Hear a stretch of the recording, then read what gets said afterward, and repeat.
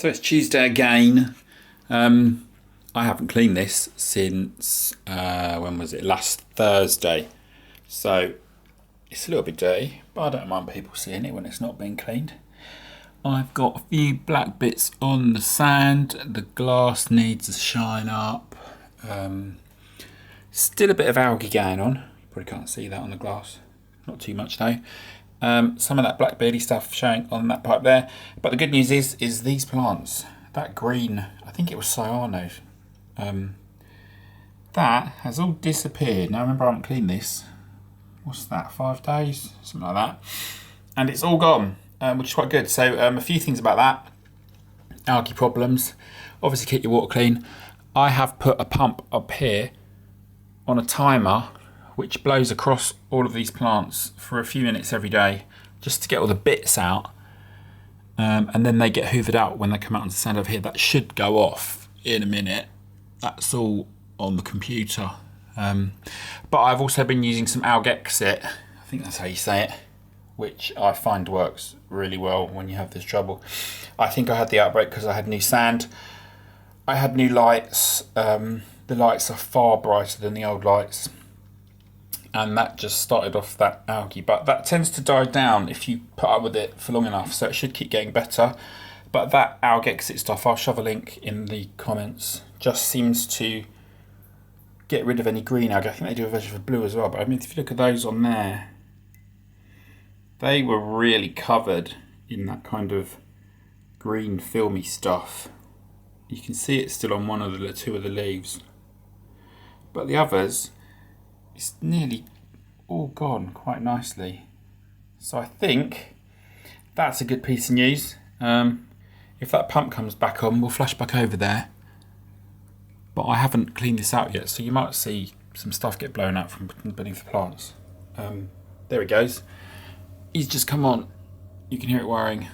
And that will blow across these plants quite high. And it just shifts the garbage out. See there? Don't know if you can see, all of that stuff starts to come out.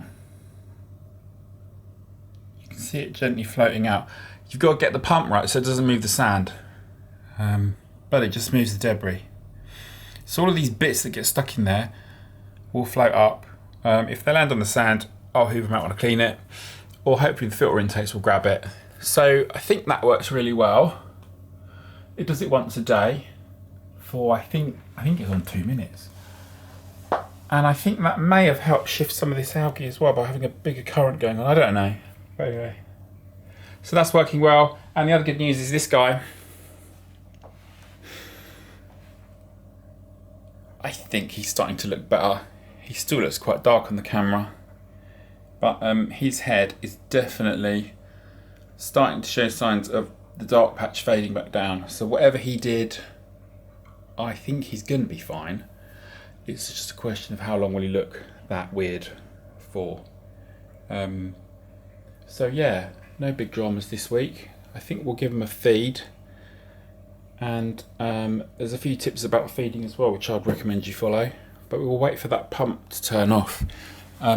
What they get fed, I don't know how well you'll see this. That's beef heart. And I'll do that once a day. It's been defrosted. Always defrost it before you put it in. I don't think it's great for them to have frozen food. If we can see that a bit better like that. So there's 6 cubes. They're fairly chunky, but we've got, I always lose count, 14 fish I think in here. Look, they know they're going to be fed because I've opened the lid. So that's another thing. If you've got fish hiding away and not too keen to come up for the food, keep an eye on those ones. Sometimes there's some bullying going on. More often than not, your fish isn't well. So watch out at feeding time, and make sure that they all go for the food too. So I'm going to pause the pumps. That's another thing that happens. I can press a button and we can pause the pumps on this tank and they'll turn back on automatically in 10 minutes time. So I can't forget to put the pumps on like I used to, So if we look on here, we can press that button there, and that will turn the main pumps off. That one at the end is still going to keep running because it's a separate timer. I need to sort that out, but I don't normally feed them when that is on. And then at the moment, I'm putting the food in all in the same place. If you have got weedy ones that don't come for the food, put the food in different places. But notice they're all over. There's a few reluctant ones. I've got my eye on him because he's not really going mad for it. The others are pretty keen. There's no other fish hiding, so they're all involved. They're all doing something. They're all after some food. They all jump easily, as we know. So they'll all get some. They've got 10 minutes to grab that before the pumps come back. And then stuff will start to get moved. But try not to get food in your intakes. And that's one of the reasons why I feed them down this empty end. So the food's got less chance of getting stuck in here. But with that pump blowing, it should push it all down to the blank end anyway. So they should all get in there and they should all get some. And if you see some not going for it, there he's eating now. So everyone is eating. I suppose the thing I do forget to do is to put stuff in, extra stuff in for these other fish. And I need to get better at that. But they do go for the beef heart or the granule leftovers. So yeah. A problem-free week for once, so pretty good. And I've even worked out how to use the camera properly, which is a bonus. So yeah, no problems. I will change some water, I think on Thursday. They'll get 100 litres of RO. I'm still fiddling around with how to remineralise the RO because none of these mineral salts have KH in. And I might do a little 10 minutes on what that means. So you need to keep your GH up, you need to keep your KH up, and all of that goes towards keeping your pH constant. Bit of fighting going on there. And that's a trick because the KH tends to drop quite fast in here, particularly when it isn't very high to start with, and then the pH drops. So at the moment, if we have a look on here, we'll do it that way because that worked better.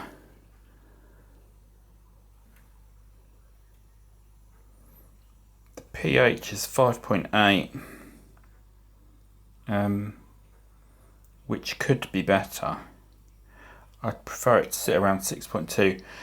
That being said, they don't seem to care about what the pH is.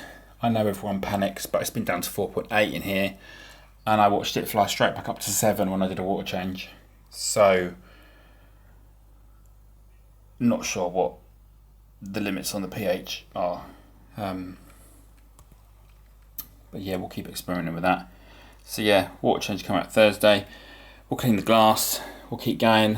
Hopefully by next week, this algae will be even better.